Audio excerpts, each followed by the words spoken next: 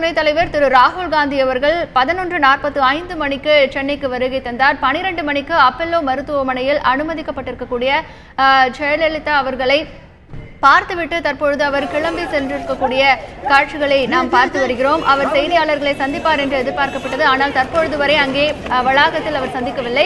முதலமைச்சர் ஜெயலலிதா அவர்களின் உடல் நலன் குறித்த தகவல்களை பெற்றுவிட்டு தற்பொழுது அவர் அப்பல்லோ மருத்துவமனை வளாகத்திலிருந்து வெளியேறக்கூடிய காட்சிகளை நாம் பார்த்து வருகிறோம். கிட்டத்தட்ட 25 நிமிடங்கள் அங்கே அவர் மருத்துவமனையில் செலவழித்திருக்கிறார். ராகுல் காந்தி அவர்களின் வருகையை முன்னிட்டு பாதுகாப்பு ஏற்பாடுகள் அதிகமாகவே அங்கே காணப்படுகின்றன.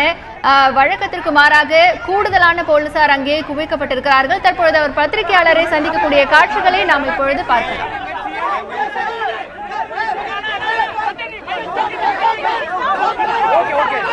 திரு ராகுல் காந்தி அவர்கள் தற்பொழுது செய்தியாளர்களை சந்தித்து வருகிறார். அவருடன் தமிழக காங்கிரஸ் கட்சி தலைவர் திரு திருநாவுக்கரசர் அவர்களும் இருக்கிறார்.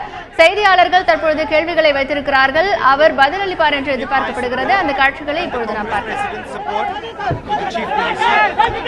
The chief minister is improving and she's going to be all right. Regarding the rumors, regarding enormous number of rumors have spread throughout Tamil Nadu, what is your take about I want to give maximum energy to Jayalalitha ji so that she gets well soon.